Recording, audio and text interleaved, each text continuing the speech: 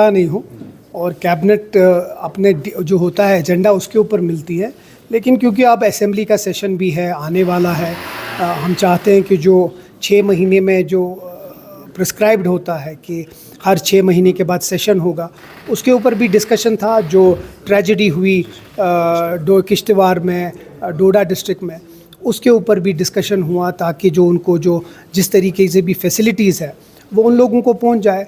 बाकी ये कैबिनेट, जिस तरह आपको जानते हैं कि उमर अब्दुल्ला साहब महीने में एक कैबिनेट मीटिंग तो लेते हैं, वो भी इसका एक हिस्सा है और मुझे लगता है बाकी जो डिसीजंस होंगे जो एजेंडा में होगा वो भी डिस्कस हुआ होगा। हमारे लिए ये बहुत बड़ा जंग है और ये एक दिन का नहीं है। हम सिर्फ ये चाहते हैं कि जो सुप्रीम कोर्ट ने हमसे वादा किया है, जो इस मुल्क के वज़ीर आज़म ने हमसे वादा किया है, होम मिनिस्टर ने वादा किया है, उस वादे को पूरा करने का वक्त हो गया। ये बार बार तारीख पे तारीख दे रहे हैं, ये कह रहे हैं अप्रोप्रिएट टाइम।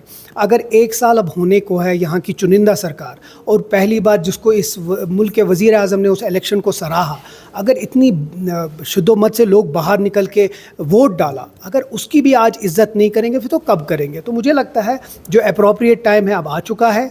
जम्मू कश्मीर के लोगों को उनका हक़ वापस देना चाहिए, क्योंकि बहुत सारे, चाहे अगर आप देखेंगे आज के इवेंट में, एजुकेशन सेक्टर में बहुत कुछ करना है, हेल्थ सेक्टर में बहुत कुछ करना है, बाकी सेक्टर्स में बहुत कुछ करना है, तो उसके लिए स्टेटहुड बहुत इंपॉर्टेंट है।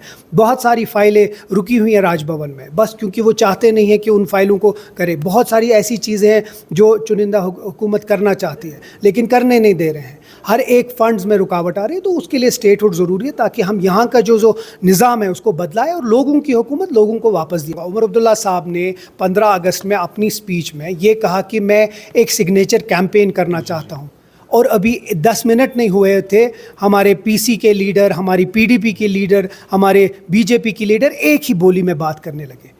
पहले तो वो कहते हैं कि कुछ करिए, अब हम कुछ करना चाहते हैं तो कहते हैं ये क्या करिए। देखिए, बात हम भी जानते हैं कि असेंबली में हमारी फुल मेजॉरिटी है, हम ये भी जानते हैं लोगों ने हमें भरपूर तरीके से वोट किया है, लेकिन एक मिशन को चलाने के लिए सबको एक साथ चलाना है, और एक कैंपेन जब स्टार्ट होगा एक मिशन स्टार्ट होगा, उसी तरह रेवोल्यूशन आता है। मुझे लगता है एक सिग्नेचर कैंपेन एक बहुत इंपॉर्टेंट है, लोगों को इसके साथ जोड़ना, और हम जोड़ना चाहते हैं, हम करना चाहते हैं, जो भी हम कर सकते हैं। सिर्फ हमारा ये मकसद है जो लोगों के जो एहसासात है, एस्पिरेशंस है, उनका जो हक़ है वो नहीं था, हर किसी लेवल पे हो रहा था।